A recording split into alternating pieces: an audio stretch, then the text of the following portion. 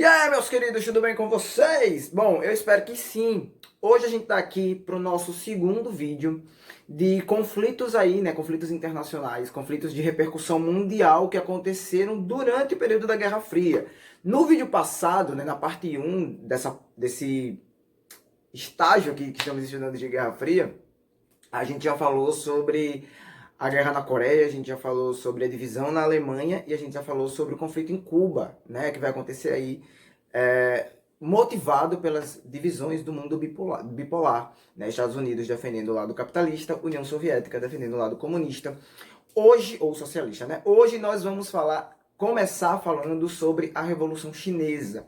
É um rolê que vai muito além aliás, vem bem antes, né? Do período de Guerra Fria, tem uma história que vai bem além, né, da Guerra Fria, mas que tem o seu desenrolar final e também novas etapas, inéditas etapas dentro da China durante o período da Guerra Fria. Hoje a gente também vai falar sobre a criação do Estado de Israel nesse vídeo, então são dois episódios muito marcantes desse mesmo período. Vamos começar então falando sobre Revolução Chinesa. Para a gente começar a falar do desenrolar da Revolução Chinesa, a gente precisa dar uma volta no tempo até 1644, que é quando se inicia a dinastia Qing, que até 1911, né? Sim, até 1911 ainda estava em vigência lá na China. O que acontecia é que os últimos anos, na verdade as últimas décadas da dinastia Qing, tinham sido desastrosas. A administração da dinastia não vinha sendo boa. Tanto é que os representantes da dinastia acabaram se afastando um pouco do poder. Nesse momento, 1911, eu estou falando ainda antes até da Primeira Guerra Mundial, né, para a gente se situar aqui na linha do tempo, a China já estava dividida em zonas. Então, existiam chefes, né, geralmente chefes que estavam ligados ao exército, que administravam, que comandavam aí essas zonas. Então, a grande maioria dos chineses não queria o retorno do imperador. E nessa época, a pessoa que ia suceder o trono, né, se chamava Puyi, tinha só 11 anos de idade, sendo que, olha como começa a acontecer movimentações. Ele volta a viver na Cidade Proibida. A Cidade Proibida, para quem não sabe, é o templo ali, né, o palácio onde vive o imperador. Então, acendeu aí a possibilidade do imperador reacender ao trono e tentar assumir todo o poder da China. E isso foi fazendo as pessoas se mexerem, né, ficarem inquietas, porque praticamente ninguém na China queria o retorno do imperador naquela época. Começa uma movimentação política para evitar que o imperador retorne, que vai culminar com um golpe. Sim, é dado um golpe no imperador, ele não assume mais o trono e a China entra agora num novo processo de administração.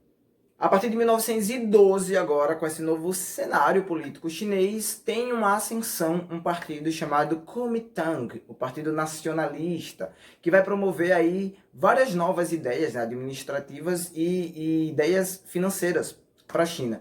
Esse partido vai ser liderado por Sun Yat-sen. Esse vai ser um dos grandes líderes, um dos grandes influenciadores, e o próprio Kuomintang se torna um dos partidos mais influentes de toda a China. O que leva à criação de uma outra visão, né? Tipo, obviamente, sempre, em qualquer cenário político, tem que haver uma visão, uma determinada visão política e o outro lado, uma oposição política. E é o que vai fazer surgir aí o Partido Comunista Chinês, que vai receber apoio da União Soviética para ser fundado em 1921. Sim, depois ali de todo aquele cenário da Primeira Guerra Mundial, sendo que o Partido Comunista Chinês traz agora à tona, né, transforma aí uma outra grande liderança, Mao Tse-tung. Sim, gravem este nome porque ele vai ser muito importante para os próximos episódios. Os dois partidos, obviamente, se rivalizavam, tinham visões diferentes, enquanto o Partido Socialista, tinha uma visão de comércio e de administração mais aberta, que se aproximava muito aos ideais do capitalismo. O Partido Comunista tinha, obviamente, uma visão socialista, comunista, relacionada aí às ideias, inclusive apoiado financeiramente pela União Soviética. Eles vão dar uma trégua, os dois partidos vão dar uma trégua e ser forçados a se aliar durante a Segunda Guerra Mundial, durante aqueles primeiros eventos da Segunda Guerra Mundial. E vale lembrar aqui, para quem não estiver lembrado, que durante o início ali, os primeiros momentos de avanço do eixo, o Japão estava invadindo ali regiões da China. Então, por isso mesmo, os dois partidos precisaram se aliar para lutar contra esse inimigo em comum, que era o inimigo japonês. Essa trégua vai durar aí durante toda a Segunda Guerra Mundial e com o fim da Segunda Guerra Mundial, lá em 45, estoura de novo aí o conflito. Nesse meio tempo, na verdade, houve uma mudança de liderança, né? Sun Yat-sen, ele morreu e ele foi substituído. Então, uma nova liderança estava ali agora do lado da Kuomintang. E essa liderança era Chiang Kai-shek, que era, tipo, ele odiava o comunismo, ele lutava contra o comunismo. E então, quando ele assume o poder, lembrando aí, os dois partidos estavam aliados, ele desmancha a aliança e transforma em ilegal a existência do Partido Comunista. Sim, o que vai fazer com que todo o Partido Comunista e Mao Tse Tung sejam considerados pessoas que estão infringindo a lei dentro da China. Então começa uma caçada aí partidária e ideológica dentro da China que vai se tornar, obviamente, numa guerra civil chinesa que se arrasta de 45 a 49. Em 49, é o final desse processo aqui de Revolução Chinesa com a vitória do Partido Comunista. Mao Tse Tung assume o poder, ele sobe como líder, ele se torna o líder principal da China. E começamos um longo período agora na China de uma ditadura, no mínimo, violenta, porque a gente vai falar agora de perseguições, né, da chamada Revolução Cultural, que Mao Tse Tung vai promover dentro da China, principalmente ali a partir da década de 70, e de adaptações agora da China a uma nova forma de produção da economia que não vai funcionar tanto dentro da China, e a gente vai apontar os porquês, e que vai causar a morte aí, durante o período do governo de Mao Tse-tung, de 20 milhões de pessoas. Sim, durante o governo de Mao Tse-tung na China, só dentro da China, morreu quase a quantidade estipulada aí, né, porque existem divergências, a mesma quantidade de pessoas que morreram durante a Primeira Guerra Mundial inteira. Só para vocês terem uma ideia. Por que isso aconteceu? Primeiro ponto, né, vamos falar aí dessa mudança de governo, dessa mudança da produção da economia. Ele tentou moldar a economia, a produção da economia chinesa aos moldes, aos objetivos da economia soviética.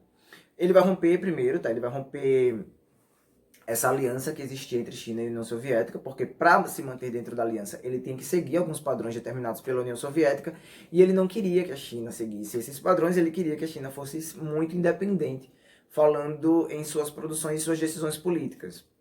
Rompe esse contato, essa aliança com a União Soviética. Ele tenta implantar o mesmo tipo de produção, de industrialização, o mesmo tipo de agricultura, a base da produção de indústria, que vai acontecer, inclusive no campo, aqui na China, é a mesma que se implantava na União Soviética, com uma diferença. Na China não existia ainda essa tecnologia, o avanço tecnológico, a mecanização nos campos. Então, essa mudança de processo brusca que aconteceu na produção rural, na agricultura chinesa, começou a provocar a morte de uma grande quantidade de pessoas. E aí vão somar vários outros fatores, as doenças, de fome, muita gente morreu de fome na China durante o governo de Mao Tse Tung, ele praticamente cegava-se, ele fingia que essas coisas não estavam acontecendo, ele se manteve firme aos objetivos dele, mesmo que toda a população chinesa estivesse sofrendo muito com isso. O outro ponto que vai fazer com que haja uma quantidade tão grande de mortos durante o governo de Mao Tse Tung é, já pronunciado aqui por mim no vídeo, reforma cultural. Ele vai perseguir aí, né, pessoas que tinham ideologia, tipo artistas, repórteres, políticos, pessoas que difundiam ideias contra o governo dele. Então vai ter uma grande repressão em cima dessas pessoas, isso na década de 70. Né, enquanto isso vai acontecendo, várias pessoas começam a desaparecer, ser assassinadas. Algumas eram assassinadas com conhecimento público mesmo. E toda essa violência se implantou ali na China durante algumas boas décadas, né? Porque desde 50 ele estava no poder. E a gente já está falando aqui de década de 70, e estamos aí falando de aproximadamente 20 anos de poder. Em 1976, Mao Tse Tung falece, e quem vai assumir o poder agora é Xiaoping, que tem uma visão política e administrativa diferente da visão de Mao Tse Tung, o que vai levar a China agora para novos caminhos, vai transformar a China mais ou menos nessa China que nós conhecemos hoje. Primeira coisa que ele vai fazer é um tipo de reforma chamada de zonas especiais, né, zonas econômicas especiais, que vai promover uma mudança no cenário da produção da economia na China. Ele vai tirar a China daquela economia rural, mais rústica, que tinha sido promovida por Mao Tse-tung, e ele vai fazer vários novos planejamentos, inclusive de relações internacionais da China, com o comércio exterior, que é o que vai levar a China para esse cenário que nós conhecemos hoje, que é uma potência mista, né? A China era comunista durante todo o processo, todo o governo de Mao Tse-tung, e a partir do governo de Xi Jinping, a China ela assume um governo misto. Ela tem características de um governo socialista comunista e ela tem características de um governo comunista. É o que alguns estudantes de economia e próprios historiadores chamam aí de socialismo amarelo, né?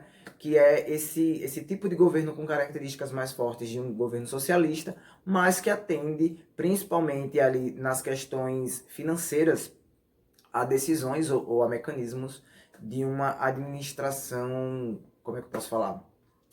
Capitalista, né? Não tem outra explicação, de uma administração capitalista. Vamos ver aqui quais foram as bases, né, dessas mudanças promovidas por Xi Jinping.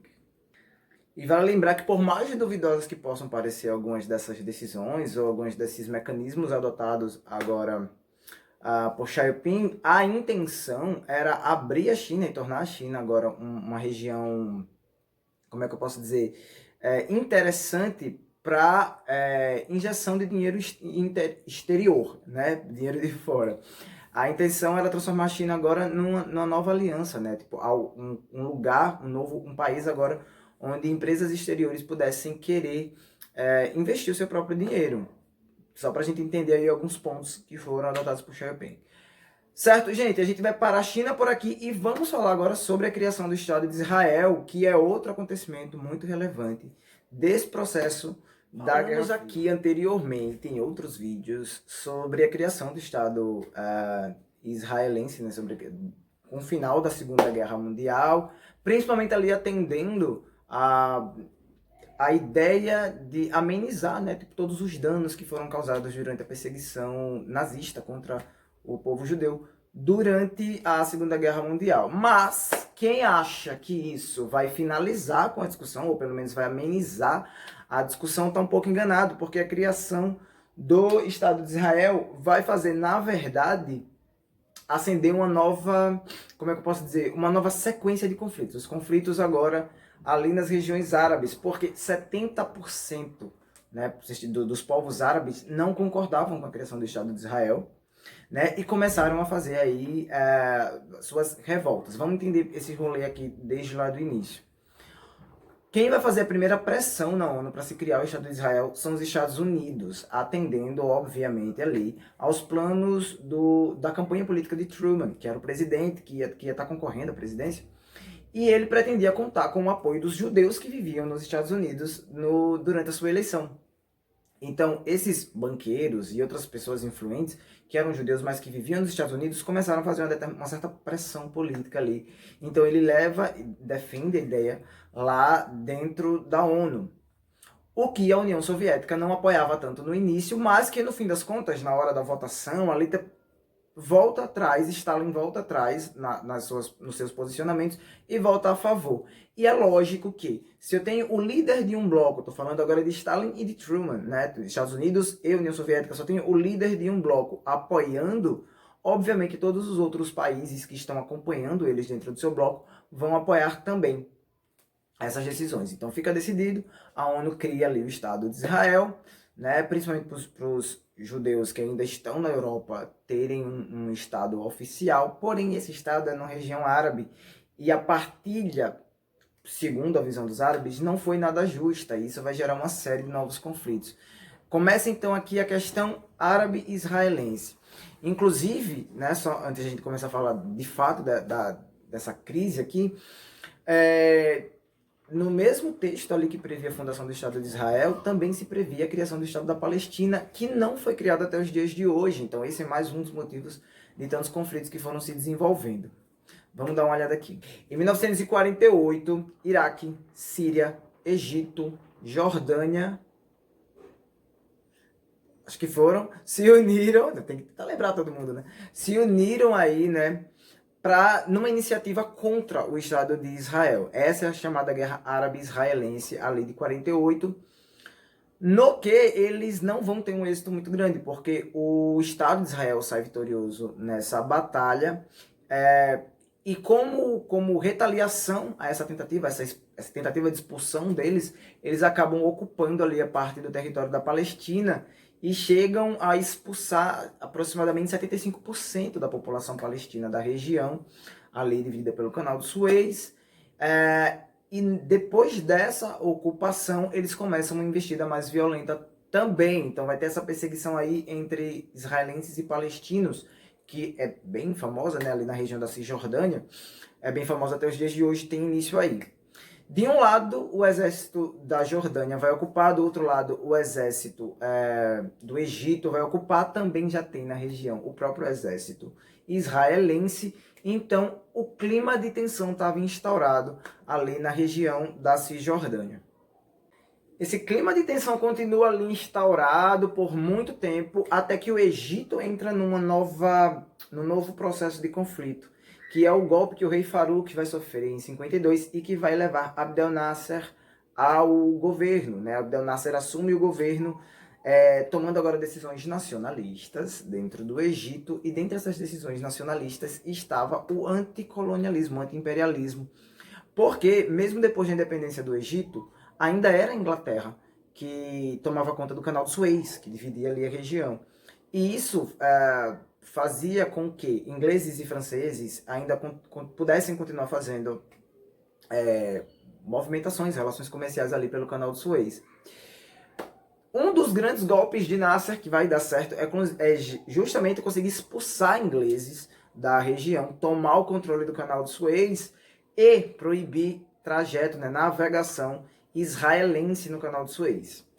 Que não vai dar muito certo, porque o que ele fez com isso? Ele provocou que França e Inglaterra se unissem ao Estado de Israel numa ofensiva contra o Egito, e essa guerra estoura.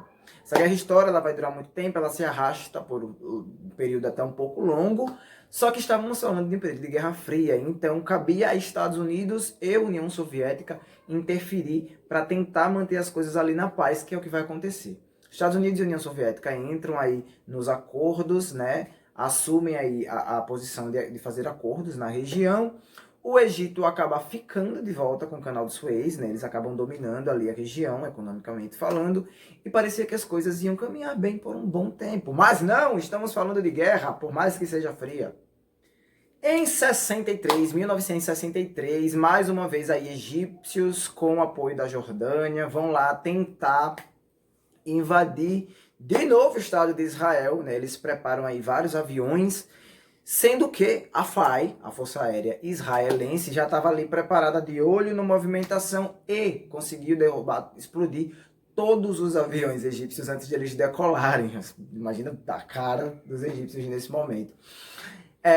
Durante todo esse processo aí, chamada Guerra dos 6 Dias, de 1963, a FAI conseguiu derrubar cerca de 350 aviões da parte dos árabes, né, da Associação Árabe, enquanto os árabes conseguiram apenas abater 35 aviões da Força Aérea Israelense. Os egípcios, que tinham lá 950 carros, também não adiantou muita coisa. Acabou que Israel sai vitorioso mais uma vez, só que em 1973, mais alguns anos depois, mais uma tentativa do Egito aí, aproveitando o dia do perdão, né, o Yom Kippur, o feriado do Yom Kippur, eles tentam mais uma vez invadir o Estado de Israel, mais uma vez apoiado por outros países árabes e tal.